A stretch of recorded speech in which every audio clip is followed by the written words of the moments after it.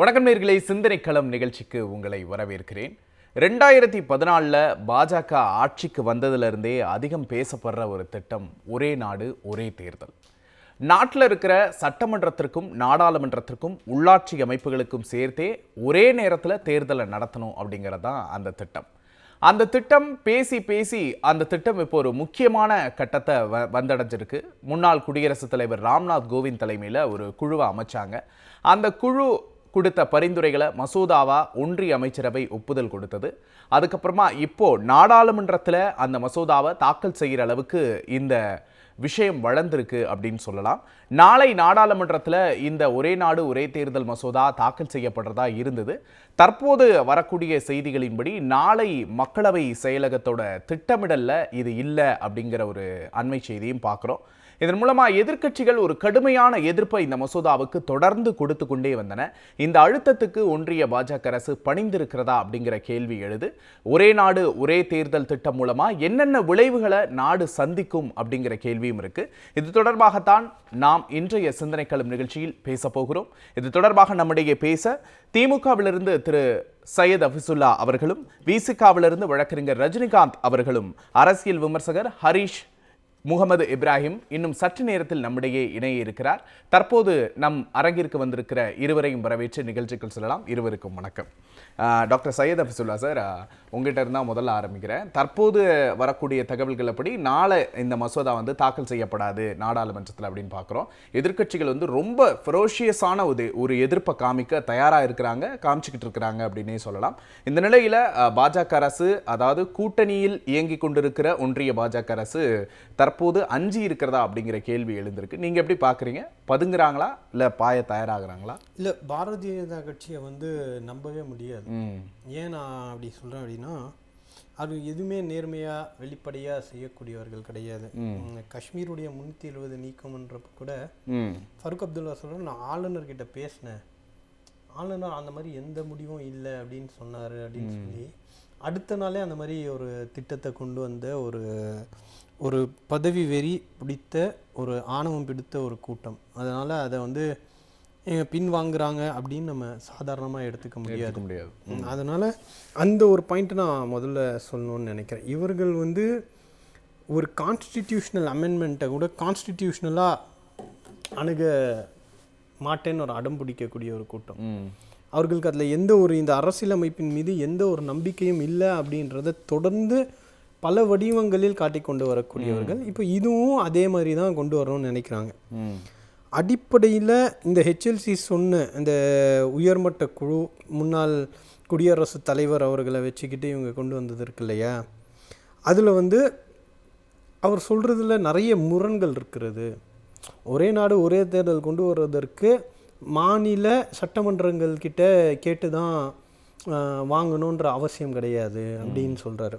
அப்போ ஒரு வாக்கு என்பது, நான் 5 ஆண்டுகளுக்காக வாக்களித்திருக்கிறேன், என்னுடைய சட்டமன்றத்துக்கான வாக்கு, அதை பெரும்பான்மை இல்லைன்றதுக்காக கவிழ்றதுன்றது வேற.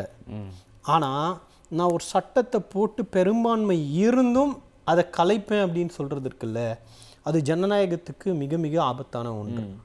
2 விஷயம். இது ஒரு மாநில அரசுடைய இறையாண்மைக்கு எதிராக இவர்கள் செயல்படுகிறார்கள். ஒரு காலவரை இருக்குது அப்படின்னா அந்த அது காலாவதி ஆகிற வரையும் அந்த சட்டமன்றம் இருக்கணும். ஆனால் இவங்க ஒரு சட்டத்தை போட்டுட்டு, நான் போட்டு 5 வருஷம் ஓட்டு 3 வருஷத்துக்கு தான் முடிவு பண்ணுற அதிகாரம் இவர்களுக்கு யார் கொடுத்தது?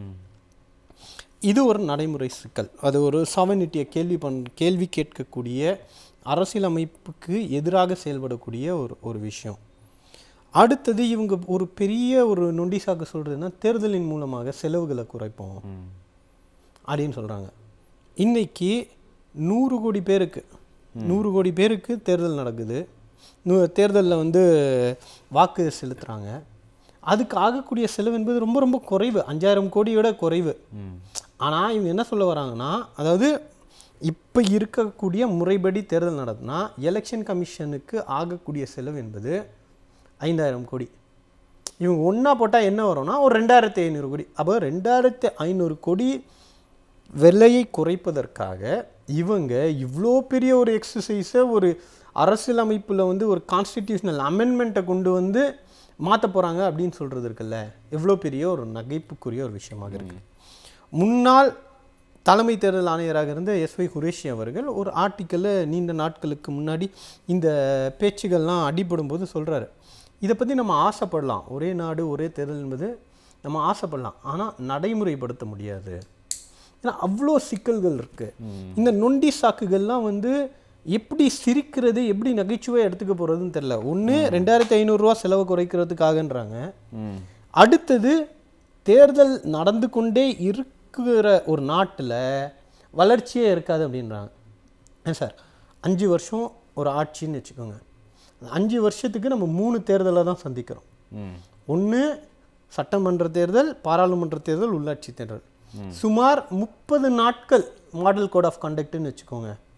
எவ்வளோ மாதம்? 3 மாதம். இப்போ இந்த 60 மாதங்களில் அந்த 3 மாதத்தில் மாடல் கோடு வரக்கூடாது என்பதற்காக நீங்கள் என்ன சொல்ல வரீங்க? ஒரே நாடு ஒரே தேர்தல் கொண்டு வரீங்க. ஆனால் தரவுகள் என்ன சொல்லுது? அதில் மக்கள் கிட்ட அதிகாரம் இருக்கணும்னு நினைக்கக்கூடிய சக்திகள் என்ன விரும்புனா, தேர்தல் என்பது ஜனநாயகத்தில் ஒரு திருவிழா. அது எப்பெல்லாம் நடக்குதோ அப்பெல்லாம் மக்கள் கிட்ட அதிகாரம் இருப்பதை மக்கள் உணர்வார்கள். உதாரணத்துக்கு பாஜக சில தேர்தல்களில் தோல்வி அடையுது. நம்ம சமீபத்தில் எடுத்துப்போம், பாராளுமன்ற தேர்தலில் மகாராஷ்டிராவில் பெரிய வெற்றி கிடையாது, தோல்விகள் சந்திக்குது. அப்போ அதுக்கு முன்னாடி மக்கள் நல திட்டங்களை கொச்சைப்படுத்திக்கிட்டு இருந்தவங்க உடனே என்ன பண்ணுறாங்க, லால்லி பாஹின்னு நம்ம தமிழ்நாட்டில் கொண்டு வந்த அந்த சமூக நல திட்டத்தை மகாராஷ்டிராவில் கொண்டு வராங்க, இம்ப்ளிமெண்ட் பண்ணுறாங்க. அப்போ அந்த தேர்தலுடைய தோல்வி அடுத்த தேர்தலுக்குள்ள அந்த அரசியல் கட்சிகளுக்கு ஒரு மனமாற்றத்தை, மக்களுடைய உணர்வுகளை, வாய்ப்பில்லை, மக்களுடைய உணர்வுகளை புரிந்து கொள்ளக்கூடிய ஒரு கட்டாயத்தை ஏற்படுத்துதில்ல. அப்போ இது தேர்தல்கள் நடந்தால் தானே வரும். இப்போ 5 வருஷத்துக்கு ஒரு வாட்டி தேர்தல்னு வச்சுக்கோங்க. இன்னைக்கு நடந்துக்கிட்டு இருக்க ஒன்றிய சர்வாதிகார ஆட்சி மக்கள் மன்றத்தை மதிக்கிறது இல்லை, நீதிமன்றத்தை ஏமாத்திக்கிட்டு இருக்குது, ஊடக சந்திப்பு நடத்துறது இல்லை. அப்போ 5 வருஷத்துக்கு மன்னராட்சியை போல மக்களை நான் சந்திக்க மாட்டேன், மக்கள் அவர்களுடைய குரலை கேட்க மாட்டேன், 5 வருஷம் அப்சல்யூட்டாக எனக்கான அதிகாரம் அப்படின்னு நினச்சிக்கிட்டு அத்துமீறினா அவர்களுக்கு செக் அண்ட் பேலன்ஸ் இது. அப்போ ஒரு மாநில தேர்தல் வரும், அப்போ ஒரு செக் அண்ட் பேலன்ஸ் நடத்தலாம். சரி, நீங்கள் இந்த உயர்நிலை குழு சொன்னது போல் 3 தேர்தல்கள், அடுத்த 100 நாட்களுக்குள்ளே உள்ளாட்சி, அப்போ அந்த 100 நாளைக்கு மாடல் கோட் இருக்குமா? அப்போ 100 நாளைக்கு தேர்தல் விதிமுறைகள் அமல் இருக்கிறப்ப எதுவும் செய்ய முடியாதுல்ல. அப்போ என்ன பண்ணுவீங்க? சரி, ராஜ்யசபாக்கு எப்படி கொண்டு வருவீங்க? வருஷத்துல பாதி நாள் வந்து தேர்தலே நடந்துட்டு, அதனால எல்லா மாநிலத்துக்கும் சீரா வளர்ச்சியை கொண்டு போக முடியல. சீரா வளர்ச்சியை கொண்டு போறது இல்லைங்க. இந்தியா முழுவதும் ஒரே நேரத்தில் மாடல் கோடு வர்றது 5 வருஷத்துக்கு ஒரு வாட்டி. அதுக்கு அடுத்தது அந்த மாநிலத்துக்கு நடக்கிறப்போ அதுக்கு ஒரு வாட்டி, அவ்வளவுதான்.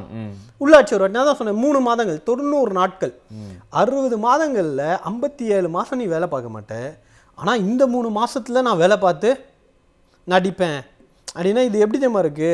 50 ஓவர் மேட்ச்ல 45 ஓவர் வரையும் விளையாடவே மாட்டேனா, ஆனால் அந்த 5 ஓவர் மட்டும் என் கையில் இருந்துச்சுன்னு வச்சுக்கோங்களேன் அப்படின்வாங்க. அந்த மாதிரி 57 மாதம் நான் வேலை பார்க்க மாட்டேன். அந்த 3 மாதம் வந்து மாடல் கோடும் தேர்தல் விதிமுறைகள் வரதுனால இந்தியாவுடைய வளர்ச்சி அடிபடுது. அதுக்காக ஒரே நாடு ஒரே தேர்தல்ன்றது இருக்குல்ல, அது ஒரு மிகப்பெரிய நகைச்சுவையாக நாங்கள் பார்க்குறோம். இந்த மாதிரி அடுக்கடுக்காக சாத்தியமற்ற விஷயங்களை இவர்கள் பேசுகிறாங்க. அடுத்தது இதுக்கு 3/4 2/3 வேணும். 545 பேரில் கிட்டத்தட்ட 380 பேர் வேணும். ஆனால் அந்த 380 பேர் இவங்க கிட்ட இருக்காங்களா? கிடையாது. இல்லை, ராஜ்யசபாலையும் இல்லை, லோக்சபாலையும். ஆனால் என்ன சொல்கிறாங்க, 32 கட்சிகளுடைய ஆதரவு எனக்கு இருக்குது. அந்த 32 கட்சிகளில் 7லிருந்து 8 கட்சிகளுக்கு மட்டும்தான் பாராளுமன்ற உறுப்பினர்கள் இருக்கிறாங்க. மீதி எல்லாம் அதில் பல, அந்த மீதி இருக்கிற 25ல் 13 தேர்தலே போட்டியிடலை 10 வருஷமா. அவர்களுடைய ஆதரவு உனக்கு இருந்தா என்ன, இல்லைன்னா என்ன? மீதிலாம் போட்டி போட்டு தோத்து போனவங்க, சிலர்லாம் ஒரு எம்பிக்கள் கொண்ட கட்சிகள், பாஜகவுக்காக கட்சி நடத்தக்கூடிய அரசியல் கட்சிகள், அவர்களுடைய ஆதரவு இருந்தா என்ன, இல்லைன்னா என்ன? நம்மளுடைய நிலைப்பாடு ரொம்ப தெளிவாக இருக்குது. வாக்குரிமை அப்படின்றது பாபா சாஹேப் அம்பேத்கர் அவர்கள் மிகவும் கடினமாக இன்னைக்கு ஆதிக்கம் செலுத்தி கொண்டிருக்கக்கூடிய சக்திகளோடு போராடி அனைவருக்கும் ஓட்டு வாங்கி கொடுத்து ஒரு அரசியல் அமைப்பை கொண்டு வந்திருக்கார். அந்த வாக்குரிமையை பல முறை நான் அதை யூட்டிலைஸ் பண்ணும்போது தான், அதை பயன்படுத்தும் போது தான் ஜனநாயகத்தின் மீது நம்பிக்கை அதிகமாகவும், ஜனநாயகத்தின் மீது எனக்கு இருக்கக்கூடிய அதிகாரத்தை நான் புரிஞ்சுக்கிட்டு நடந்துப்பேன். அது ஆட்சியாளர்களுக்கு ஒரு அச்சத்தை, ஒரு செக் அண்ட் பேலன்ஸில் வைக்கும் அப்படின்ற ஒரு சிஸ்டம். 62 வரையும் அப்படி தானே இருந்துச்சு, 67 வரையும் அப்படி தானே இருந்துச்சு. ஆமாம், அப்படி தான் இருந்துச்சு. ஆனால் அது நடைமுறையாக இருந்துச்சே தவிர சட்டமாக இருந்தது கிடையாது. இப்போ பிரச்சனை சட்டமாக வர்றதுனால தான் பிரச்சனையாக இருக்குது. அது சட்டமாக மாறுற காரணத்தினால தான் பிரச்சனையாக இருக்குது. நீ சட்டத்தை போட்டுட்டு இது அதில் எவ்வளோ மடத்தனமாக இருக்குது. ஒரே வாட்டி தேர்தல் நடத்தணுன்றாங்க. இப்போ உதாரணத்துக்கு ஆட்சி கவிழ்ந்துச்சுன்னு வச்சுக்கோங்க, இடைப்பட்ட காலத்துக்கு மட்டும் 1 வருஷத்துக்கு எலெக்ஷன். என்ன சார் லாஜிக் இது? அப்போ 10 வருஷத்தில் 4 ஆட்சி கவிழ்ந்துச்சுன்னு வச்சுக்கோங்க. அப்போ 10 வருஷத்தில் 4 தேர்தல் நடத்தினா செலவு அதிகமாகாது? இதெல்லாம் புரிஞ்சு பேசுகிறாங்களா, புரியாமல் பேசுகிறாங்களா, இல்லை மக்களை ஏமாத்துறதுக்காக பேசுகிறாங்களான்றது தெரியல. ஆனால் இதில் அடிப்படை என்பது 2 விஷயங்கள் இருக்கிறது. இவர்கள் இந்த அரசியல் அமைப்பை துடைத்தெரித்து அவர்களுடைய சித்தாந்தத்தின் மூலமாக ஒரே நாடு, ஒரே கட்சி, ஒரே மதம், ஒரே கலாச்சாரம், ஒரே மொழி அப்படின்னு ஒரு சூழலை, இவர்களுடைய கொள்கையை நிலைநாட்டக்கூடிய ஒரு முயற்சியாக. பிரதமர் என்ன சொல்றாருன்னா, நாங்க வந்து நேரு இந்திரா காந்தி மாதிரி அரசியலமைப்பை மாற்றி அமைக்கல, எங்க இஷ்டத்துக்கு, நாங்க மக்களோட நலனுக்காக தான் அரசியலமைப்பை அப்பப்போது மாற்றோம். என்ன மக்களுடைய நலனுன்றேன்? இவங்க பாஜக சாதாரணமாக ஏதாவது ஒரு விஷயம் செஞ்சாலும் ஏற்றுக்கலாங்க. இந்த மக்கள் நலன், மறுசீரமைப்பு, சீராய்வு, இந்த மாதிரிலாம் ஒரு வார்த்தைகள் பயன்படுத்தும் போது ரொம்ப ஜாக்கிரதையாக இருக்கணும். சாதாரணமாக பண்ணாலே வந்து கொஞ்சம் ஜாக்கிரதையாக இருக்கணும். இந்த வார்த்தைகள் பயன்படுத்தினா இன்னும் ஒரு 10 மடங்கு கூடுதல் ஜாக்கிரதையாக இந்த பிரச்சனையை அணுக வேண்டிய ஒரு புரிதல் நமக்கு வேணும். ஏன்னா நீங்கள் நல்லா புரிஞ்சுக்கோங்க, ரோட்டில் எத்தனை பேர் நின்று செத்தான் அந்த பணம் மதிப்பிழப்பீடு செய்யும்போது, டிமானிட்டைசேஷன் நடக்கும்போது எத்தனை பேர் வீதியில் நின்று செத்தான். ஊழலை ஒழிக்கிறேன்னு நீங்கள், எல்லாம் பண்ணுவேன் நீங்கள், கருப்பு பணம் மீட்டிடுவேன் நீங்கள். ஆனால் இப்போ என்ன ஆச்சு? மொத்த பணமும் உள்ளே வந்துச்சு. அப்போ நீங்கள் நடத்தின அந்த கூத்தில் எத்தனை பேர் கடையை மூடனா, எம்எஸ்எம்இ மூடப்பட்டுச்சு, வேலைவாய்ப்பு பறிக்கப்பட்டுச்சு, மருத்துவமனைக்கு போகிறதுக்கு செலவு இல்லாமல் உயிர் போனவர்களுக்கு, வரிசையில் ஏடிஎம்மில் பணத்தை எடுக்கிறதுக்காக முயற்சி செஞ்சவங்களுடைய உயிர் போன, அதெல்லாம் யார் சார் பதில் சொல்லுவா? சொன்னீங்கல்ல 50 நாளில் நான் நிற்கிறேன், என்னை வந்து கொளுத்தி போட்டுருங்க, நான் சாக தயாராக இருக்கேன் அப்படின்னு. தோற்று போச்சே, நீங்கள் சாகலாம் வேணாம், ஜனநாயகத்தில் அப்படி நாங்கள் விரும்பலை, நம்முடைய எதிரிகளாக இருந்தால் கூட அந்த மாதிரிலாம் விரும்பலை. ஆனால் குறைந்தபட்சம் அந்த தவறுக்கான மன்னிப்பு, வருத்தம், பொறுப்பேற்று ஒரு பதில் சொல்கிறது எதுவுமே கிடையாது. அது நடந்துச்சா? தேர்தல் பாண்டுன்னு ஒன்று சொன்னாங்கல்ல, அதில் என்ன சொன்னாங்க? நாங்கள் வெளிப்படைத்தன்மையை கொண்டு வரோம். என்னடா பாண்டோடைய கணக்கீடு வந்தா யார் யார் வீட்டுக்கெல்லாம் ரைடு போகுதோ அவெல்லாம் 1 மாதத்தில் உங்களுக்கு செட்டில்மெண்ட்டு. வசூல் ராஜா மாதிரி இல்லையா வேலை செஞ்சுருக்கீங்க. யார் யார் நிச்சயமா நம்ம தொடர்ந்து பேசலாம். இந்த ஒரே நாடு ஒரே தேர்தல் அப்படிங்கிறது பாஜகவுக்கு எந்த அளவுக்கு சாதகமாக இருக்கும் அப்படிங்கிறத பற்றி நம்ம பேசலாம். ஒரே நாடு ஒரே தேர்தல் திட்டம் தொடர்பாக பேசி கொண்டிருக்கிறோம். திரு ரஜினிகாந்த், இந்த நேரத்தில் இந்த ஒரே நாடு ஒரே தேர்தல் திட்டம் வந்து சாத்தியம் இல்லை அப்படின்னு பல தரப்புல இருந்தும் எதிர்க்கட்சிகளும் சொல்றதை நம்மளால பார்க்க முடியுது. ஆனால் சாத்தியம் இல்லை அப்படின்னு சொன்ன பல விஷயங்களை எக்ஸ்பிரிமெண்ட்டாக பண்ணி பார்த்தது நம்மளோட ஒன்றிய அரசு. உதாரணம் சார் சொன்ன மாதிரி பண மதிப்பிழப்பு நடவடிக்கை, அதை வந்து ஒரே இரவில் அறிவிச்சு நாட்டையே ஒரு பெரிய அதிர்ச்சிக்குள்ளாக்குனதையும் நம்மளால பார்க்க முடியுது. அதே மாதிரி இந்த திட்டத்தையும் ஒரு எக்ஸ்பிரிமெண்ட்டாக பண்ணி பார்த்துருவாங்களோ அப்படிங்கிற பயம் எல்லாருக்கும் ஏற்படுது. நீங்கள் எப்படி பார்க்குறீங்க? இல்லை, அவங்களுக்கு நோக்கம் வந்து மக்களுக்கான நன்மையை எக்ஸ்பிரிமெண்ட் பண்ணி பார்த்தாக்க பரவாயில்ல. அவங்க பண்ணுறது எல்லாமே மக்கள் அவங்க நன்மைன்னு சொல்லி தான் பண்ணுறாங்க. அதாவது மக்களை ஏமாற்றுகிற செயல் தான் அது நன்மைன்னு சொல்லுது. டிமானிட்டைசேஷன் யாருக்கு நன்மை? எதற்காக நடத்தப்பட்டது? எந்த மக்களுக்கு நன்மை பயத்தது? கிட்டத்தட்ட 100கணக்கான பேர் உயிரை இழந்தார்கள். அது மக்களுக்கு நன்மை பயத்ததா? இல்லை நாங்கள் கருப்பு பணத்தை ஒழிக்க போகிறோன்னு சொன்னாங்களே, கருப்பு பணத்தை ஒழிச்சிட்டாங்களா? இப்போ என்ன அதில் நடந்த பலன் என்ன? அதில் பாதிப்பு தான் இந்த நாட்டுக்கு நடந்தது, பலன் ஒன்றுமே நடக்கலை. இதுக்கு எதிரான பாதிப்பு தான் வந்து கண்டிப்பாக இருந்துச்சு. இப்போ இன்னொரு விஷயம் என்னென்னா, அவங்க வந்து ஏதோ மக்களுக்கு நலன் சார்ந்து யோசிக்கிறாங்க, தேர்தல் செலவுகளை குறைக்க பார்க்குறாங்க, அடிக்கடி தேர்தல் வருது, இந்த சிக்கல்ல இருந்து தீர்க்க பார்க்குறாங்க. இதெல்லாம் ஒன்றும் கிடையாது. முழுக்க முழுக்க அவர்களுடைய நோக்கம் என்பது இந்த நாட்டில் ஒரு சர்வாதிகாரத்தை ஏற்படுத்த வேண்டும் என்பதுதான். இந்த நாட்டில் சர்வாதிகாரத்துக்கு வித்திடுகிற அதிபர் ஆட்சி முறையை கொண்டு வர வேண்டும் என்பதுதான். இந்த நாட்டில் ஒரு கட்சி ஆட்சி முறையை கொண்டு வர வேண்டும் என்பதுதான். பாரதிய ஜனதா கட்சியை தவிர, ஆர்எஸ்எஸ்னுடைய ஒரு அரசியல் பிரிவாக இருக்கிற பாரதிய ஜனதா கட்சியை தவிர வேறு எந்த கட்சியும் இந்த நாட்டில் இருக்கக்கூடாது, வேறு எந்த கட்சி ஆட்சியும் இங்கே நடக்கக்கூடாது. ஒரு கட்சி ஆட்சி முறை. அதே போல் வந்து அதிபர் ஆட்சி முறை, நபர்களை முன்னிறுத்தி இங்கே வந்து மக்கள்கிட்ட வந்து வாக்கு கேட்பது. ஒரு காலத்தில் வந்து இது வந்து தேர்தலே இல்லாத ஒரு சூழல் வந்து ஏற்படும். இதற்கான திட்டமிட்ட சதி செயல்களில் ஒன்றுதான் இந்த ஒரே நாடு ஒரே தேர்தல் என்கிற இந்த முன்னெடுப்பு. இந்த முன்னெடுப்பு நீங்கள் பார்த்தீங்கன்னு சொன்னாக்கா இது நேரடியாக மக்களாட்சிக்கு விரோதமானது, நேரடியாக பாராளுமன்றத்துக்கு எதிரானது. அதாவது இந்த பார்லிமெண்ட்ரி டெமோக்ரஸின்னு சொல்லுவாங்க இல்லையா, இந்த பாராளுமன்ற ஜனநாயக முறைக்கு எதிரானது, இந்த மக்களுடைய கருத்து சுதந்திரத்துக்கு ஆபத்தானது, இங்கே இருக்கிற பலகட்சி முறைக்கு ஆபத்தானது. நீங்கள் பார்த்தீங்கன்னு சொன்னாக்கா இன்றைக்கி அவர்கள் ஏன் இதை கொண்டு வர்றாங்க அப்படின்னு சொன்னாக்கா, நிச்சயமாக இந்த நாட்டில் தொடர்ச்சியாக இங்கே பிஜேபி ஆர்எஸ்எஸ்னுடைய ஆதிக்கத்தில் இங்கே சர்வாதிகாரம் நடக்க வேண்டும் என்பது தான் அதற்கு அடிப்படை காரணமே தவிர, தேர்தலை பொறுத்தளவுக்குங்க, இந்தியாவை பொறுத்தளவில் தேர்தல் செலவு மிக மிக குறைவு. ஒருவருக்கு தேர்தல் செலவு எவ்வளோ ஆகுது தெரியுங்களா? இந்தியாவில் $84 தான், அதாவது $1. பாகிஸ்தானில் கிட்டத்தட்ட $2 ஆகுது, 1.75. நீ கென்யாவில் கிட்டத்தட்ட $22 செலவாகுது ஒரு நபருக்கு. இப்போ மொத்தமாக 4000 கோடி செலவாகுது ஒரு முறை வந்து இந்தியா முழுவதும் தேர்தல் நடைபெற்றுனா. மாநில தேர்தல்னால் சட்டசபை தேர்தல்னா அதோட குறைவாக இருக்கும்.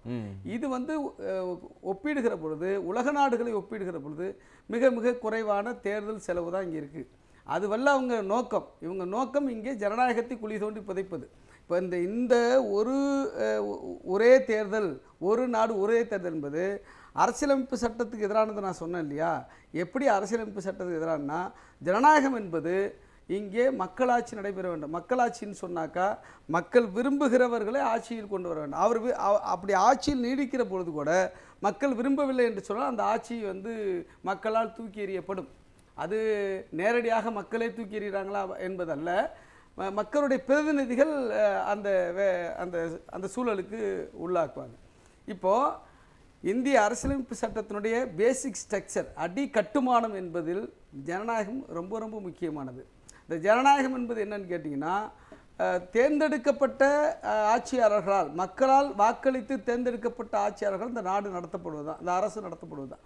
ஆனால் இந்த ஒரு தேசம் ஒரு தேர்தல் அப்படி என்கிற நடைமுறை வந்துச்சுன்னா, இது முழுக்க வந்து இந்த நடைமுறை முற்றிலும் ஒழிக்கப்பட்டு நேரடியாக ஒன்றிய ஆட்சி அதிகாரத்தினுடைய, அந்த மத்திய அரசு சென்ட்ரல் கவர்மெண்ட்னு சொல்கிறாங்கல்ல, அந்த கவர்மெண்ட்டுடைய கைக்கு எல்லாம் போயிடும். எந்த அதிகாரமும் மாநில அரசுக்கே வராது.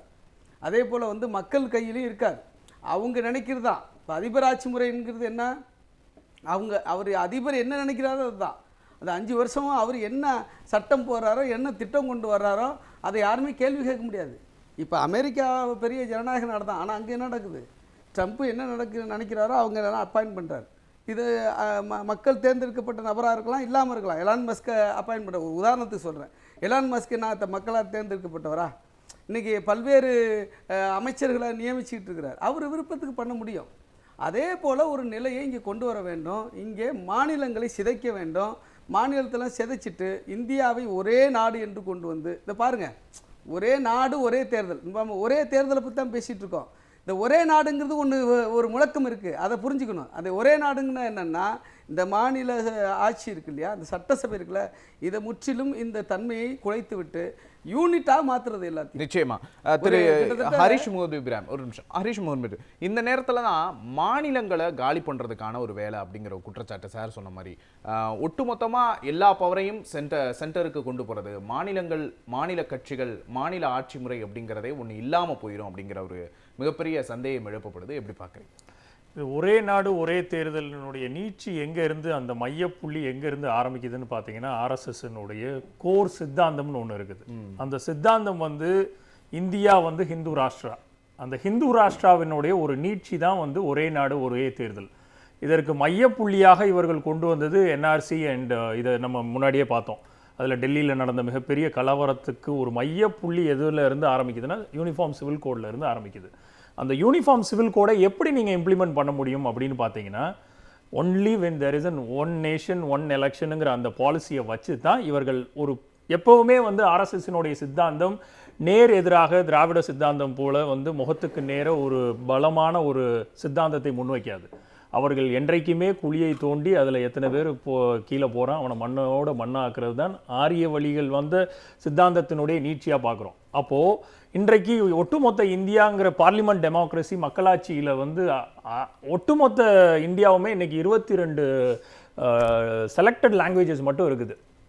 ஆர்டிக்கிள் நம்ம 15 இருக்கட்டும், ஆர்டிக்கிள் 25 to 28 இருக்கட்டும், இன்றைக்கு அவர்கள் கொடுத்துருக்கிற ஒரு அதிகாரம் இந்த மக்களாட்சியில் வந்து எந்த ரிலீஜியனையும் எந்த விதமான டிஸ்கிரிமினேஷனும் இல்லாமல் ஒரு செக்ஸ் ரீதியாகவோ கேஸ்ட் ரீதியாகவோ க்ரீட் ரீதியாகவோ பண்ணக்கூடாதுங்கிறது தான் நமக்கு ஆர்டிக்கிள் கான்ஸ்டியூஷன் ஆஃப் இந்தியா நமக்கு கொடுத்துருக்குது. அப்போது இதை எல்லாத்தையும் கபலீகரம் பண்ணுறதுக்குரிய ஒரு ஃபார்மெட்டை தான் இவர்கள் யூனிஃபார்ம் சிவில் கோடு வழியாக கொண்டு வர்றதுக்கு முயற்சி பண்ணுறாங்கிறது தான் இதில் மிகப்பெரிய ஒரு உண்மை. அதற்கு முதல் பரிகாரமாக தான் யூனிஃபார்ம் சிவில் கோடுக்கு ஒரு நீட்சியாக அந்த என்ஆர்சி சிஏ சட்டத்திட்டத்தை அதுலேயும் யாரை வெளியில் தள்ளணுங்கிறதுல இவங்க தெளிவாக இருக்கிறாங்க. இன்னைக்கு ஒட்டுமொத்த இந்தியாவில் அங்கீகரிக்கப்பட்ட ரிலீஜியனாக மொத்தம் 6 ரிலீஜன் இருக்குது. அது போக பல்வேறு ரிலீஜன் இருக்குது. அங்கீகரிக்கப்பட்ட மொழியாக 22 மொழி இருக்குது. ஆனால் ஒட்டுமொத்த இந்தியாவில் 19,500 டைலக்ட் இருக்குது. அப்போது இவர்கள் கொண்டு வரக்கூடிய இந்த ஒட்டுமொத்தமான ஒரே நாடு ஒரே தேர்தல், ஒரே நாடு ஒரே மதம் அப்படிங்கிறதெல்லாம் இந்திய மக்களுக்கோ இந்தியத்துக்கோ என்றைக்குமே ஒவ்வாமையாக தான் இருக்கும். அதற்கு முதல் என்றைக்குமே அந்த திணிப்புக்கு எதிர்குரலை வீரியமாக கொண்டு வந்ததில் தமிழ் மண்ணுக்கு என்றைக்குமே ஒரு பலம் இருக்கும். அதுக்குத்தான் இவர்கள் தமிழர்களுக்கு எதிரான ஒரு விரோதமான போக்கை கடைபிடிக்கிறத திருப்பி நம்ம காலம் தொட்டு பார்த்துக்கிட்டே இருக்கிறோம். ஆனால் இதே ஒரே நாடு ஒரே தேர்தலுக்குரிய இவர்களுக்கான இந்த சமிகைகளை ஒட்டுமொத்தமான பார்லிமெண்ட் டெமோக்ரஸிக்கு எதிரான இந்த பில்லர் ஆஃப் டெமோக்ரஸி எப்படி அசைச்சு பார்க்கணும்னு இவங்க நினைக்கிறாங்க. ஆர்எஸ்எஸ்னுடைய சோஷியல் இன்ஜினியரிங் ப்ராசஸ் எப்படி இருக்குது அப்படிங்கிறதுல தான் நம்மை போன்றவர்களுக்கு மிகப்பெரிய ஒரு கவலையாக இருக்குது. அதை தொடர்ச்சியாக மாநிலம் விட்டு மாநிலம் தேர்தல்களையே ஒரே சிங்கிள் ஃபேஸில் நடத்த முடியாத இந்த ஒன்றிய அரசாங்கம் ஒரு சின்ன மாநிலத்துக்கே 3 ஃபேஸில் நடக்குது. தமிழகம் போன்ற மாநிலத்தை தூர விட்டுருங்க, ஒரு சின்ன மாநிலத்திற்கு 3 ஃபேஸ் 4 ஃபேஸில் தேர்தல் நடக்குதுன்னா, ஆமாம், ஜார்க்கண்ட் போன்ற மிக சின்ன மாநிலங்கள். அப்போது இவர்கள் எப்படி ஒரு ஒட்டுமொத்தமான சிஆர்பிஎஃப் இருக்கிற வலிமையை கொண்டு இருக்கிற படைபலத்தை கொண்டு மணிப்பூரில் 10 எரியுது, அங்கே தேர்தல் நடத்துறதுக்கு அவ்வளோ சிரமப்பட்டு இன்றைக்கு தேர்தலை முடிச்சிருக்காங்க. ஜம்மு காஷ்மீரை 1க்கு 2 மாநிலங்களாக ஒரே மாநிலமாக இருந்தது 2 யூனியன் டெரிட்டரியாக பிரிச்சும் கூட அவர்களால் ஒரே தேர்தலை நடத்த முடியல. அப்படி இருக்கும்போது எப்படி இத்தனை பரந்துபட்ட லாங்குவேஜை கொண்டிருக்கிற பரந்துபட்ட ரிலீஜியஸ் ஐடென்டிட்டியை கொண்டிருக்கிற இந்த மக்களாட்சி தத்துவத்திற்கு எதிரான ஒரு ஒரே நாடு ஒரே தேர்தல் அப்படிங்கிறது இவர்களுக்கு இப்போ எதுக்கு சுணக்கம் ஆயிருக்குதுங்கிறதையும் நம்ம திருப்பி பார்க்கணும். 303 தொகுதிகளை போன தேர்தலில் ஒன்றிய தேர்தலில் கைப்பற்றினவங்க 400 பார் அப்படிங்கிற ஒரு முழக்கத்தோட 400 தொகுதிகளை மிகாமல் நாங்கள் வெற்றி பெறுவோங்கிற இருமாப்பு கொள்கையோடு சென்றவர்களுக்கு மக்கள் கொடுத்த அடி 240 தொகுதிகள் மிகாமல். அப்போது இது எல்லாமே அவர்களுக்கு மிகப்பெரிய ஒரு பயத்தை தாண்டி ஒரு பின்வாங்கலை கொடுத்துருக்கிறத தான் பார்க்குறோம். ஏன்னா நிறைய சட்டங்கள் இன்றைக்கு ஜாயின்ட் பார்லிமெண்ட் கமிஷனுக்கு போக வேண்டிய சூழ்நிலைகள் இருக்குது. ஏன்னா அவர்களுக்கான மெஜாரிட்டி நம்பர்ஸ் இல்லை. அப்போது என்னதான் அவர்களுக்கான இந்த ஒரு சித்தாந்தம் ஆர்எஸ்எஸ்னுடைய சித்தாந்தத்தை நோக்கி பிஜேபி பயணப்படணும்னு நினச்சா கூட அவர்களுக்கான அந்த எதிர்வினைகளை ஒரு சைடில் இந்திய மக்கள் வந்து திருப்பி கொடுத்துக்கிட்டே தான் இருக்கிறாங்கிற பார்வையில் ஒரே நாடு ஒரே தேர்தலுங்கிறது வந்து இந்தியாவுக்கு என்றைக்குமே அந்த மக்களாட்சிக்கு விரோதமான இந்த சட்டத்தை இந்த மக்கள் மன்றத்துக்கு முன்னாடி என்றைக்குமே அது தோற்று போதான் செய்யுங்கிறது தான் நம்ம திருப்பி திருப்பி உணர்த்துது. சரி, நம்ம தொடர்ந்து பேசலாம். சையத் ஹஃபிசுல்லா, 5 வருஷத்துக்கு ஒரு தடவை மக்கள் கிட்ட தான் அந்த உரிமையை கொடுக்க போறாங்க, வாக்களிக்கிற உரிமையை. நீங்க தேர்ந்தெடுங்க, உள்ளாட்சி பிரதிநிதிகள்ல இருந்து பிரதமர் வரைக்கும் நீங்களே தேர்ந்தெடுங்க அப்படின்னு தான் கொடுக்க போறாங்க.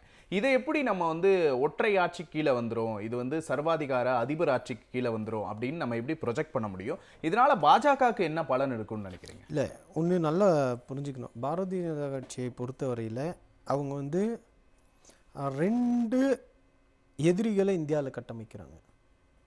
ஒன்று சிறுபான்மை சமூகம், அவங்களால வளர்ச்சி தடுக்கப்படுது அப்படின்ற ஒரு கட்டமைப்பு. இன்னொன்று பாஜகவை எதிர்க்கக்கூடிய இந்தியாவுடைய பன்முகத்தன்மையை பாதுகாக்கணும்னு நினைக்கக்கூடிய சக்திகள்.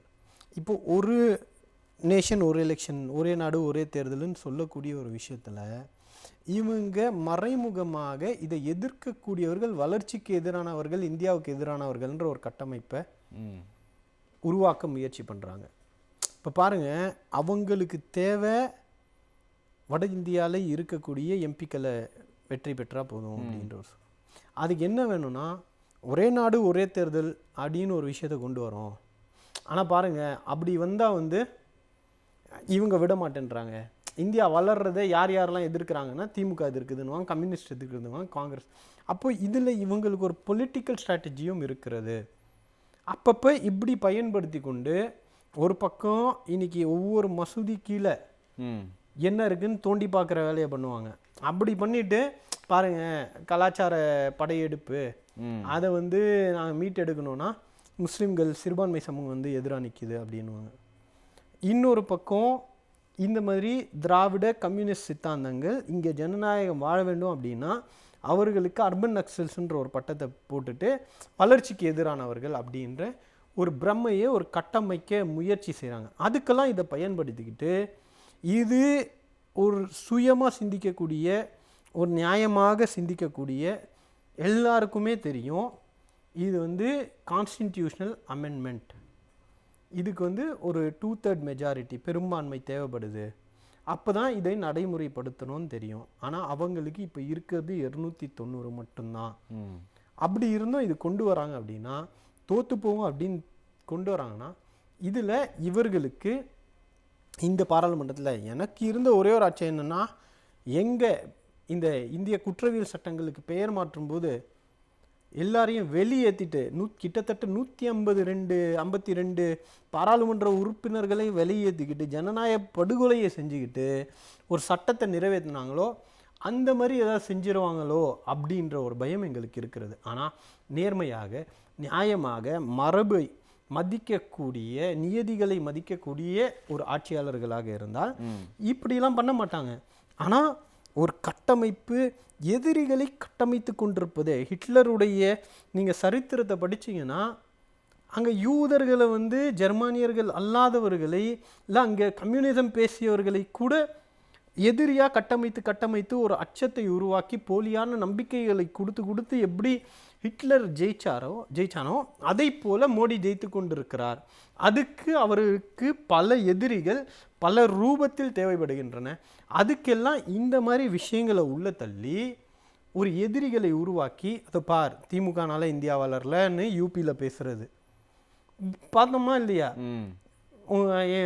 அண்ணன் இளைஞரணி செயலாளர் பேசின பேச்சை மாற்றி பேசிட்டு ஊரூராக போய் பிரச்சாரம் பண்ணதை பார்த்தோமா இல்லையா? அந்த மாதிரி ஒவ்வொரு நரேட்டிவும் ஒவ்வொரு இடத்துலையும் ஒவ்வொரு எதிரியை கட்டமைத்து அதில் வாக்கு பலனை பெறுவதற்காக ஒரே நாடு பின்னாடி போய் ஒளியறதும் நாட்டுடைய வளர்ச்சியின் பின்னாடி ஒளியறது பாரதிய ஜனதா கட்சிக்கு கை வந்த கலை. அந்த கலையை தான் இப்போ பயன்படுத்துகிறாங்க. ஆனால் உள்நோக்கம் என்பது சர்வதிகாரத்தையும் ஏதேச்சதிகாரத்தையும் ஒரே நாடு ஒரே கலாச்சாரத்தை கொண்டு போகிறது அப்படின்றது தான் நம்ம பார்க்குறோம். இன்னைக்கு நீதிபதி பேச வச்சுட்டாங்கல்ல, இம்பீச்மெண்ட்டுக்கு போயிருக்குது. ஒரு நீதிபதி பேசுகிறார், இங்கே பெரும்பான்மை என்ன விரும்புதோ அதுதான், இது ஹிந்துஸ்தான் இந்துக்களுடைய நாடுன்னு ஒரு நீதிபதி. இப்போ அந்த நீதிபதிக்கிட்ட நம்ம இம்பீச்மெண்ட்டுக்கு நோட்டீஸ் அனுப்பியிருக்கோம். அந்த மாதிரி ஒரு சூழலை உருவாக்கி அதன் மூலமாக இவர்கள் குளிர் கையை நினைக்கிறாங்க அப்படின்றது தான் நம்ம பார்க்க வேண்டியது. திரு ரஜினிகாந்த், நாட்டில் எவ்வளவோ பிரச்சனைகள் இருக்கு, சையத் அபிசுல்லா சொல்ற மாதிரி எவ்வளவோ பிரச்சனைகள் இருக்கு. ஆனா இது மாதிரியான பிரச்சனைகள் மூலமா மக்களோட கவனத்தை திசை திருப்புறதும், மக்களுக்கு முன்னாடி எதிர்க்கட்சிகளை எதிரியா கட்டமைக்கிற வேலைகளும் நடந்துட்டு இருக்கு அப்படிங்கிற ஒரு குற்றச்சாட்டை முன்வைக்கிறாரு. உங்களோட பார்வை? நிச்சயமா அவங்க வந்து தொடர்ச்சியாக மக்களுடைய கவனத்தை திசை திருப்புறதுக்கு ஏதாவது ஒரு பிரச்சனையை வந்து அவங்க எழுப்பிட்டு போயிடுவாங்க. இப்போ பாருங்கள், நீங்கள் வந்து அமெரிக்காவினுடைய நீதிமன்றத்தில் அதானி மீது வழக்கு தொடுக்கப்பட்டிருக்குது. இப்போ இது குறித்து எதிர்க்கட்சிகள் கேள்வி எழுப்ப முயற்சி பண்ணுறாங்க. அந்த முயற்சியை வந்து முறியடிச்சுக்கிட்டே இருக்காங்க. இப்போ கேட்டாக்க எதிர்க்கட்சிகள் வந்து பாராளுமன்றத்தை நடத்த விட மாட்டேங்கிறாங்க. இப்போ தன்கர் வந்து ரொம்ப மோசம், அது லோக்சபா ஓம் பிர்லா அப்படி நடந்துக்கிறாரு. அதே மாதிரி ராஜ்யசபாவில் துணை குடியரசுத் தலைவராக இருக்கிற தன்கர் மிக மிக மிக மிக மோசமாக ஒரு அப்பட்டமான வந்து ஒரு ஆளுங்கட்சி பிரமுகராக நடந்துக்கிட்டே இருக்கிறார். எக்ஸ்ட்ரீமாக போனால் தன்னுடைய ஜாதியை வந்து சொல்லி தனக்கு அடைக்கலம் தேட பார்க்குறாரு. என்னுடைய சமூகம் பிற்படுத்தப்பட்டவன், அது மட்டும் இல்லை ஜாட்டு சமூகம்னே ஏற்கனவே ஒரு முறை சொன்னார். இதுக்கு முன்னாடி நடந்த பார்லிமெண்ட் கூட்டத்தில் சொன்னார். இப்படி வந்து ஒரு ஜாதியை சொல்கிறதும் மதத்தை சொல்கிறதும் உணர்வுபூர்வமான பிரச்சனைகளை வந்து எழுப்பி, அதே சமயத்தில் வந்து அதானிக்கு அம்பானிக்கு போன்ற அவர்களுக்கு சாதகம் செய்வதும், மணிப்பூர் பற்றி எறிகிற விஷயத்தை பின்னுக்கு தள்ளுவதும், ஜனநாயக நடைமுறைகளை பின்னுக்கு தள்ளுவதும், இது அவங்க ஒரு ஸ்ட்ராட்டஜியாக வச்சுருக்காங்க. இதுதான் ஒரு பாசிச ஒரு நடைமுறை. இது வந்து சாதாரணமாக வந்து நடக்கிற ஒரு விஷயம் இல்லை, பாசிசத்தினுடைய ஒரு கூறு இது. இந்த பாசிச கூறுகளை அவங்க செஞ்சுக்கிட்டே இருக்கிறாங்க. இப்போது இந்த பாசிச இதை அப்படி பார்க்க முடியாது. இந்த ஒரு நாடு ஒரு தேர்தல் வந்து அப்படி அதுவே பாசிசத்தை உருவாக்குவதற்கான ஒரு அங்கம் இது. ஏன் இப்போ பின்வாங்குறாங்க அப்படின்னா, எல்லா தோழர்கள் சொன்னதை போல் நீங்கள் வந்து 543 பேர் தேர்ந்தெடுக்கப்பட்ட லோக்சபா மெம்பர்ஸ், அதில் 1/3 வந்து அவங்க பெறணும். 1/3 பேர்னா 362 பேர் வரணும். அவங்களுக்கு இருக்கிறது 240 தான். சிங்கிள் வந்து சீட்ஸ் வந்து பிஜேபிக்கு 240, கூட்டணியெல்லாம் சேர்த்திங்கன்னா 292, இன்னும் 100 அவங்களுக்கு தேவைப்படுது. 262, இன்னும் 100 அவங்களுக்கு தேவைப்படுது. அதே மாதிரி ராஜ்யசபாவில் பார்த்தீங்கன்னு சொன்னால், மேல் சபையில் பார்த்தீங்கன்னா 250 மெம்பர்ஸ் மொத்தம். அதில் வந்து 1/3 164 வருது. அவங்களுக்கு இருக்கிறதே 120 தான். இப்போது அது மட்டும் இல்லை, இருக்கிற 28 மாநிலங்களில் அவங்க 50% மாநிலங்களுடைய கன்சென்ட் தேவைப்படுது, இசைவு வேணும். இது எதுவுமே பெற முடியாது. இதை கொண்டு வந்து ஒரு தோல்வியை சந்திக்க வேண்டும் என்கிற சூழலில், அது மட்டும் இல்லாமல் அவங்க கூட்டணி கட்சியில் இருக்கிற கட்சிகளே இதில் உடன்படுவாங்கிறது கேள்விக்குறியாக இருக்குது. இப்போ இந்த சூழலில் தான் அவங்க வந்து ஒரு தோல்வி பெறக்கூடாது என்பதற்காக பின்வாங்குகிறார்கள். இந்த பின்வாங்குதல் என்பது மக்களாட்சி கிடைத்த, எதிர்கட்சிகளுக்கு கிடைத்த, இங்கே ஜனநாயகத்தை பாதுகாக்க வேண்டும் என்ற எண்ணம் கொண்ட அனைத்து சக்திகளுக்குமான ஒரு வெற்றியாகத்தான் நாம் பார்க்க வேண்டும். இந்த ஒரு கட்சி, ஒரு நாடு, ஒரே தேர்தல், ஒரே மொழி, ஒரே மதம், ஒரே கட்சி, ஒரே நபர், சர்வாதிகாரம். இதை தான் நான் ஆரம்பத்திலே சொன்னேன். இது சர்வாதிகாரம், அதுதான் அவங்களுடைய நோக்கம். ஆர்எஸ்எஸ்னுடைய கோர் கான்செப்ட் என்னன்னு கேட்டிங்கன்னா, இந்த நாட்டை இந்து ராஷ்டிராவாக மாற்ற வேண்டும். அந்த இந்து ராஷ்டிராவாக மாற்றுவதற்கான ஒரு நடைமுறை தான் இது. ஏன்னா இது இருக்கிற இந்திய அரசியலமைப்பு சட்டங்களுக்கு எதிராக இருக்குது. இந்த எல்லா விஷயமும் இவங்க எடுக்கிற விஷயம் எல்லாமே பார்த்திங்கன்னா நேரடி அரசியலமைப்பு சட்டத்துக்கு முரணானது, எதிரானது. இவர்கள் அரசியலமைப்பு சட்டத்தை போற்றி கொண்டு அதை பாதுகாக்கிறோம் என்று சொல்லிக்கொண்டே மோடி தொட்டு வணங்கி கொண்டு அரசியலமைப்பு சட்டத்தை காலில் போட்டு விதிக்கிறார். எப்படி வந்து காந்தியை போய் காலை தொட்டு கும்பிட்டு கோட்சே காந்தியை சுட்டு கொலை செய்தாரோ, அதுபோல் அம்பேத்கர் பெயரை சொல்லிக்கொண்டு அரசியலமைப்பு சட்டத்தை நாங்கள் தொட்டு வணங்குகிறோம் என்று சொல்லிக்கொண்டு இந்த நாட்டை, அரசியலமைப்பு சட்டத்தை, இந்த நாட்டில் இருக்கிற அரசியலமைப்பு சட்டத்தை குழி தோண்டி புதைத்து விட்டு இங்கே மீண்டும் ஒரு சர்வாதிகார ஆட்சியை, இங்கே வந்து மனுஸ்மிருதி ஆட்சியை, இந்து ராஷ்டிரத்தை கொண்டு வருவதற்கான ஒரு திட்டமிட்ட சதி செயல் இது உள் அடங்கி இருக்கிறது. இதை தான் நம்ம புரிஞ்சுக்கணும். சரி திரு ஹரிஷ், இந்த நேரத்தில் எப்போவுமே பிரதமர் இதை பற்றி பேசும்போது சர்வாதிகாரத்தை நீங்கள் கொண்டு வர போகிறீங்க, நீங்கள் வந்து ஒரே நாடு எல்லாத்தையும் ஒரே குடையின் கீழே கொண்டு வர பார்க்குறீங்க அப்படின்னு சொல்லும்போது எப்போவுமே அவர் காங்கிரஸை வந்து டார்கெட் பண்ணுறது வந்து காங்கிரஸ் மாதிரி நாங்கள் எமர்ஜென்சியை கொண்டு வரல அப்படின்னு சொல்லுவார் இந்திரா காந்தி. இன்னொரு விஷயம் பாஜக எடுக்கக்கூடியது நேருவோட ஆட்சி காலம். இந்த ரெண்டையுமே பிரதமர் வந்து எப்போவுமே குறிப்பிட்டு பேசுகிறத பார்க்குறோமே. அதான், அவர் எதையுமே உருவாக்கலைங்கிற ஒரு குற்றச்சாட்டு இருக்குது தெரியுமா. அவர் உருவாக்கி வச்சது கடந்த 70 ஆண்டு கால காங்கிரஸ் ஆட்சியில் உருவாக்கி வைத்த அத்தனை கான்ஸ்டியூஷனல் பாடிஸாக இருக்கட்டும், அத்தனை இண்டிபெண்டன்ட் பாடிஸை எல்லாத்தையும் டிஸ்ட்ரக்ட் பண்ணது மட்டும்தான் இன்றைக்கு இருக்கக்கூடிய பிரதம மந்திரி அவர்கள் கடந்த 12 ஆண்டுகளாக கிட்டத்தட்ட 12 ஆண்டுகள் நிறைவு பெற சூழ்நிலையில் இன்னும் அவர் அதை தான் பண்ணிட்டு இருக்கார். உருப்படியாக ஏதாச்சும் ஒரு கான்ஸ்டியூஷனல் பாடி இண்டிபெண்ட் பாடியை இந்த நாட்டு மக்களுக்காக கொடுத்துருக்காருன்னு பார்த்தீங்கன்னா கிடையாது. கிட்டத்தட்ட 23 கான்ஸ்டியூஷனலி இண்டிபெண்ட் பாடிஸை கபலீகரம் செய்தது மட்டும்தான் இவர் காங்கிரஸுக்கு செய்த மிகப்பெரிய ஒரு கைவினையா நம்ம பார்க்கிறோம். அது போக இன்னைக்கு ஃபண்டமெண்டலி ஸ்ட்ராங்கா இருக்கக்கூடிய 4 பில்லரையும் செதலமடைய செஞ்சதுல நம்ம திருவாளர் மோடி அவர்களுக்கு மிகப்பெரிய பங்கு உண்டு. அது அட்மினிஸ்ட்ரேட்டிவ் பாடிஸாக இருக்கலாம், இல்லை ஜுடிஷியல் பாடிஸாக இருக்கலாம், இல்லைனா கான்ஸ்டியூஷனலி அபைடட் பை நம்மளுடைய ஃபண்டமெண்டல் ஃப்ரீடம் ஆஃப் ஸ்பீச்சுக்கு இன்னைக்கு கொடுத்துருக்கிற ஒரு ப்ரெஸ்ஸையே வந்து எப்பேற்பட்ட ஒரு பேக்டோர் வழியாக அதானி போன்ற தனது நண்பர்கள் மூலியமாக எப்படி கபலீகரம் செய்கிறதுங்கிறதுல ஒரு மிகப்பெரிய ஒரு மாஸ்டர் மைண்டாக திரு மோடி அவர்கள் இருந்திருக்காங்கிற பார்வையில் நம்ம பார்க்கும்போது அவர் எதையுமே உருவாக்கலைங்கிற பட்சத்தில் அவர் திருப்பி குற்றம் சாட்டிக்கொண்டே இருக்க வேண்டியதுதான். எமர்ஜென்சியை கொண்டு வந்ததற்குரிய ஒரு அன்றைய காலகட்டம் அதில் மிகப்பெரிய ஒரு பலவீனமான ஒரு கட்சியாக மாற்றணும்னு நினைச்சது திராவிட முன்னேற்ற கழகத்தை தான். அதில் அதிகப்படியான சேதாரங்களை உருவாக்கியதும் திராவிட முன்னேற்ற கழகத்துக்கு தான். பட் இன்றைக்கு நாட்டினுடைய தேவை, இந்த ஒட்டுமொத்த தேசத்தினுடைய மக்களினுடைய தேவை அப்படிங்கிறதெல்லாம் அன்றைக்கே கலைஞர் அவர்கள் வந்து அந்த எமர்ஜென்சி காலகட்டத்தை இடது கையால் எரேஸ் பண்ணது தான் நம்ம இன்றைய ஹிஸ்டரியில் பார்த்துருக்குறோம். அப்போ இதை ஏன் திருப்பி திரு மோடி அவர்கள் திருப்பி கொண்டு வரார் அப்படின்னா, அந்த ஒற்றை புள்ளியை மட்டும் வைத்து ஒட்டுமொத்தமான இந்திய நாட்டினுடைய மக்களின் கண்களை கருப்பு துணியை போட்டு மூடிடலான்னு பார்க்குறாரு. ஆனால் இவர் செஞ்ச ஒவ்வொரு அராஜகத்தையும் இன்னைக்கு கருப்பு பக்கத்தில் இந்தியாவினுடைய ஒவ்வொரு நாளும் எழுதி கொண்டே இருக்கிறோம். அதற்கு 1992 சம்பவங்களாக இருக்கட்டும், இல்லை 2002 சம்பவங்களாக இருக்கட்டும், இல்லை இவர்கள் இன்றைக்கு நடத்தி கொண்டிருக்கிற 2014 2024 கடந்த 2 NDA 1 and NDA 2 நடந்த பல்வேறு குளறுபடிகள் ஒட்டுமொத்தமான தேசத்தினுடைய பொருளாதாரத்தை மட்டும் பாதிக்கல. சகோதரர் சொன்ன மாதிரி டிமானிட்டைசேஷன் அது இந்தியாவோட எக்கானமியை மட்டும் பாதிக்கல. இன்றைக்கு பல்வேறு விதமான 80 விழுக்காடு மக்களை இன்றைக்கு பாவர்ட்டிக்கு கீழே தள்ளி இருக்குது. அன்றைக்கு UPA 1 and 2 கிட்டத்தட்ட 20 கோடி மக்களை பாவர்ட்டி லைன்ல இருந்து மேலே கொண்டு வந்தாங்க. இன்னைக்கு அதே ஆட்சி அதிகாரத்தில் 10 ஆண்டுகளை தவிர்த்து இருக்கக்கூடிய இன்றைக்கு மோடி அவர்கள் திருப்பி 30 கோடி பேரை பின்னுக்கு தள்ளி இருக்கிறார். இதை விட ஒரு ஆட்சி எவ்வளவு ஒரு கேவலமா நடக்கணும்ங்கிறதுக்கு நீங்க எப்படி சொல்றீங்க? ஆனா அவங்க பாலங்கள் கட்டி இருக்கிறோம், வந்தே பாரத் ட்ரெயின் விட்டு இருக்கிறோம் அப்படிலாம் சொல்றாங்களே. அந்த பாலங்கள் எத்தனை பாலங்கள் அவர் ரிப்பனை கட் பண்ணிட்டு இந்த சைடு வந்தோடனே இடிஞ்சு விழுந்துங்கிறது ஒட்டுமொத்தமான தேச மக்களுக்கு தெரியும். ஸோ நம்ம அதில் கமெண்ட் பண்ண தெரிய வேண்டிய தேவையில்லை. அதுவும் இல்லை, பல ஏர்போர்ட்ஸில் எத்தனை பெரிய லீக்கேஜஸ் நடந்திருக்குது. ஓப்பன் பண்ணி வச்சுட்டு வந்த உடனே இவர்கள் பண்ணக்கூடிய ஊழல் என்னங்கிறது நாட்டு மக்களுக்கு நல்லாவே தெரிஞ்சிருக்குது. இது எல்லாத்துக்கும் மேலடியான ஊழல். இன்றைக்கு நாங்கள் மிகப்பெரிய உன்னதமான ஒரு ஆட்சியை நடத்தி கொண்டிருக்கிறோம்னு உலக மக்கள் முன்னாடி நிறுவ முயற்சிப்படுறார்.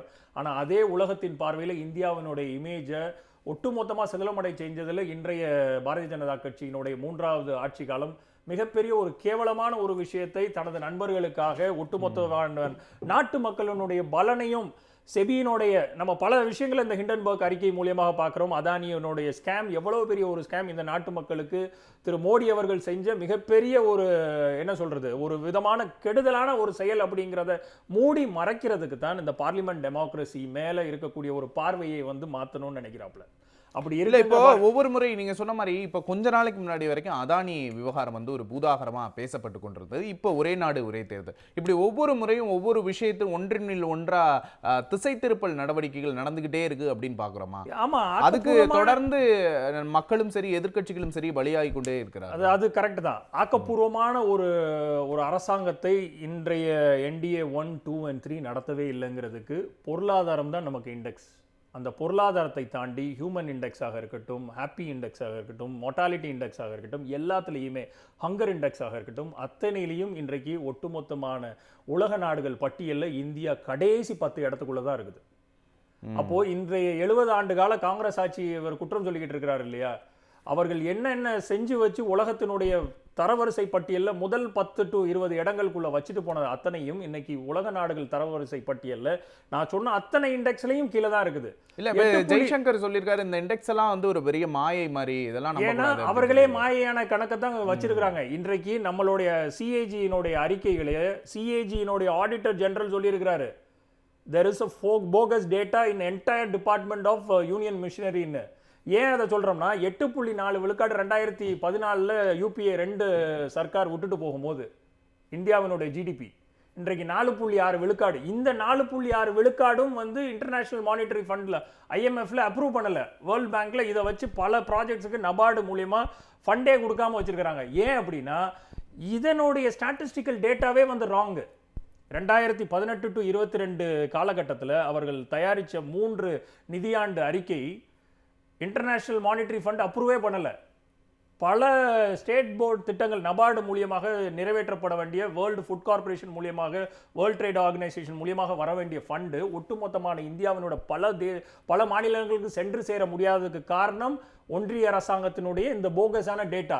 ஏன்னா உண்மைத்தன்மை இன்றைக்கு 4.8 விழுக்காடுன்னு சொல்றோமே, இதனால யார் பலனடைஞ்சா தெரியுமா? இந்தியாவினுடைய 8.4 விழுக்காடாக இருந்த ஜிடிபி இன்றைக்கு 4.8 விழுக்காடாக குறைஞ்சதுல அதிகப்படியா யார் வின்னானா தெரியுமா? 690 இடத்துல இருந்த இன்றைக்கு அதானி அவர்கள் 2வது இடத்துக்கு முன்னேறி இருக்கிறார். அப்போ பாத்தீங்களா கோரிலேஷனை பாருங்க.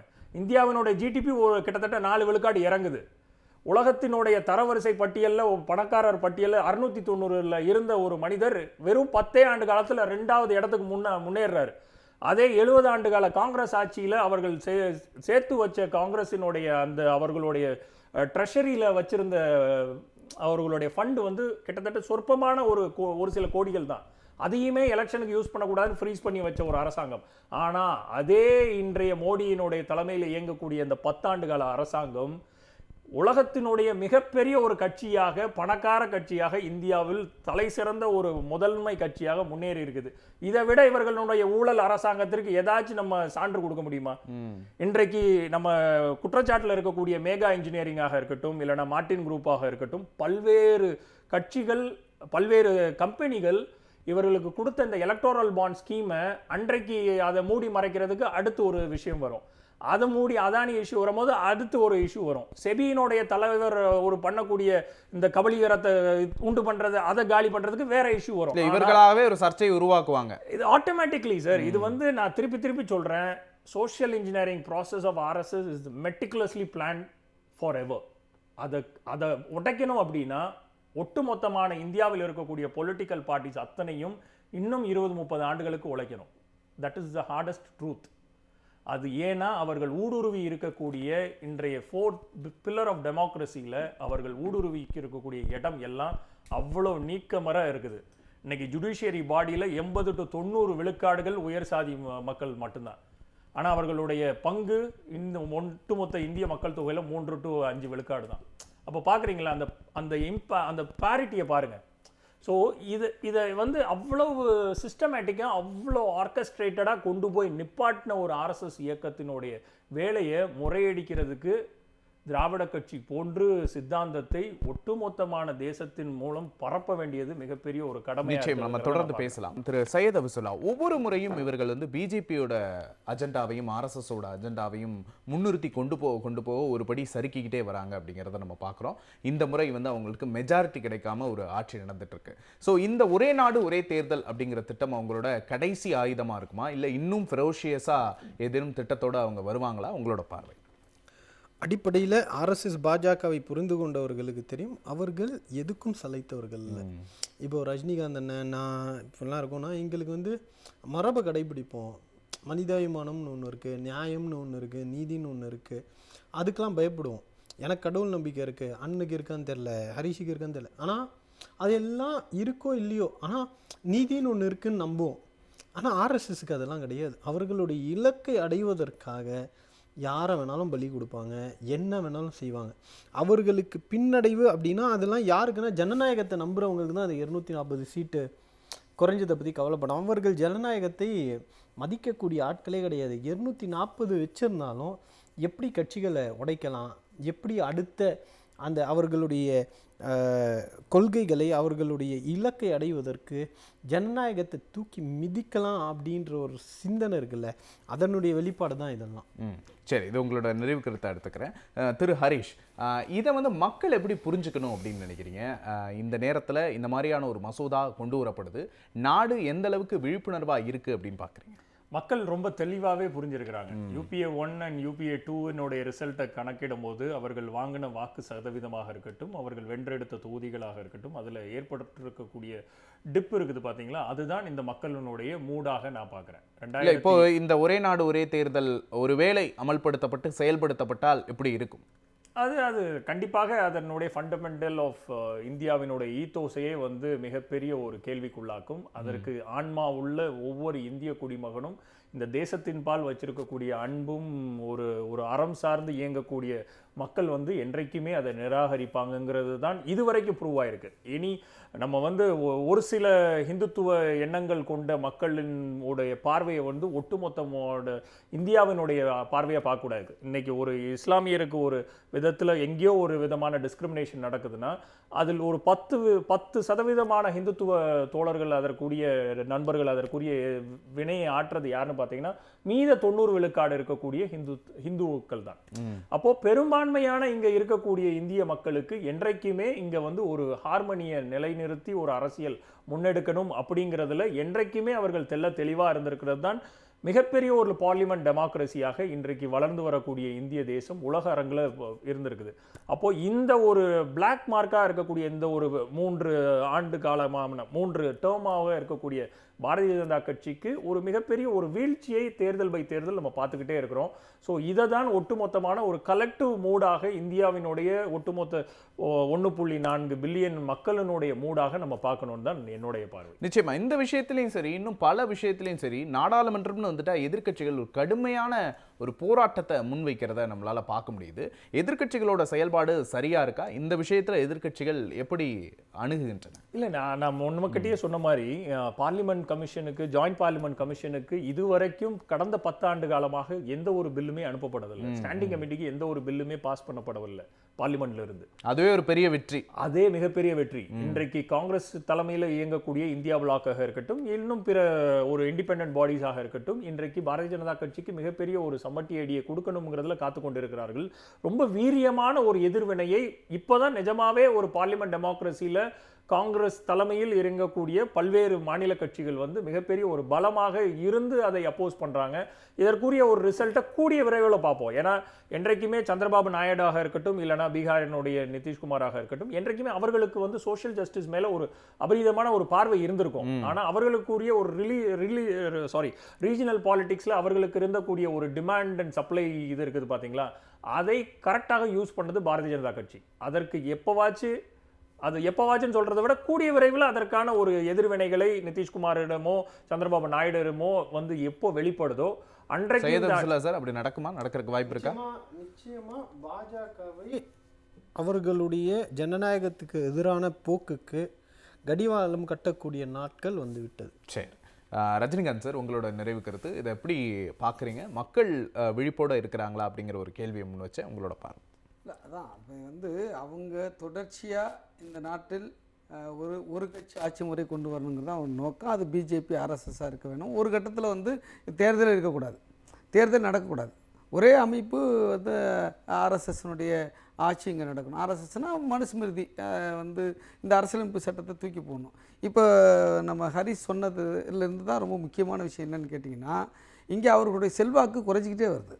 இப்போ நீங்கள் பார்த்தீங்கன்னா, இப்போ இன்றைக்கி அவங்க எதை நம்பி இருக்காங்கன்னா, இந்த எலெக்ஷன் இந்த இவிஎம்மை நம்பி தான் இருக்காங்க. இந்த தேர்தல் இயந்திரத்தை நம்பி தான் இன்றைக்கி வந்திருக்காங்க. இந்த தேர்தல் இயந்திரம் இல்லைன்னு சொன்னாக்கா, இவிஎம்ஸ் இல்லைன்னு சொன்னாக்கா அவங்க எப்போவே போயிருப்பாங்க. 2வது தேர்தலில் அவங்க ஜெயிச்சிருக்க முடியாது. இப்போ அப்படியுமே வந்து தேர்தலில் அந்த மிஷின் இருந்த போதிலும் கூட அப்போ மைனாரிட்டி கவர்மெண்ட் தான் அமைச்சிருக்கிறாங்க. இப்போ நிதிஷ்குமார் அப்புறம் வந்து சந்திரபாபு நாயுடு இவங்க 2 பேரும் விட்ரா பண்ணிட்டாங்க, முடிஞ்சு போச்சு. இன்னொரு விஷயம் என்னென்னா, சமூக நீதிக்கு எதிராக ஏதாவது இவங்க வந்து ஒரு சட்டத்தை கொண்டு வந்தால் கூட அவங்க 2 பேரும் முட்டுக்கட்டை போட்டால் கொண்டு வர முடியாது. இப்போ இவங்க கொண்டு வர்ற அந்த ஒரே தேர்தல் ஒரே நாடு ஒரே தேர்தல் இந்த சட்டத்தில் என்ன முக்கியமான ஒரு திருத்தம்னு கேட்டிங்கன்னா, சிங்கிள் லார்ஜஸ்ட் பார்ட்டி வந்து ஆட்சி அமைக்கலாம். அவங்க இப்போ நீங்கள் பார்த்தீங்கன்னு சொன்னாக்கா, இப்போ இங்கே தமிழ்நாட்டில் 117 எடுத்தாகணும், அதே மாதிரி 177 அங்கே எடுத்தாகணும் இல்லையா பார்லிமெண்ட்டில். அது தேவையில்லை. நீங்கள் 100 எடுத்தாலும் அதிகமாக ஒரு கட்சி எடுத்தால் போதும், அவங்க ஆட்சி அமைக்கலாம், அவங்க விருப்பத்துக்கு சட்டத்தை கொண்டு வரலாம். இப்போ முட்டுக்கட்டு இருக்கிற மாதிரி அப்போ இருக்காது. அப்போ இது போல் ஒரு ஜனநாயக விரோதமான ஒரு சூழலை ஏற்படுத்துவதுதான் அவர்களுடைய நோக்கம். அவருடைய ultimate intention, ultimate aim, ultimate goal இந்த நாட்டை இந்து ராஷ்டிரமாக மாற்றுவது. அதற்கு தான் இந்த அனைத்து விதமான தான் அனைத்து விதமான சூழ்ச்சிகளும் செய்து கொண்டிருக்கிறார்கள். அவர்கள் இன்றைக்கு இருக்கக்கூடிய இந்திய அரசியலமைப்பு சட்டத்திற்கு எதிரானவர்கள், அம்பேத்கரிய கொள்கைகளுக்கும் சமூக நீதி பெரியாரிய கொள்கைகளுக்கு எதிரானவர்கள். இன்னைக்கு இந்த நாட்டை இந்துத்துவ நாடாக மாற்ற முடியாமல் தடுப்பது இன்னைக்கு நடைமுறையில் இருக்கிற இந்திய அரசியலமைப்பு சட்டம். அதன் மீது தாக்குதலை தொடுத்திருக்கிறார்கள். இந்த தாக்குதலை தடுத்து நிறுத்த வேண்டிய பொறுப்பும் கடமையும் இன்றைக்கு சிறப்பாக எதிர்க்கட்சிகள் செய்து கொண்டிருக்கிறார்கள். இந்திய நாட்டு மக்களும் இதை செய்து இவர்களை அப்புறப்படுத்தும் நாள் தான் ஜனநாயகம் காப்பாற்றப்படும் நாள். நிச்சயமா பொறுத்திருந்து பார்ப்போம் என்ன நடக்கப் போகிறது என்பதை. நிகழ்ச்சிக்கு உங்களோட கருத்துக்களை விரிவாக பதிவு செஞ்ச மூவருக்கும் நன்றி. நேயர்களை மீண்டும் ஒரு நிகழ்ச்சியில் சந்திப்போம். வணக்கம்.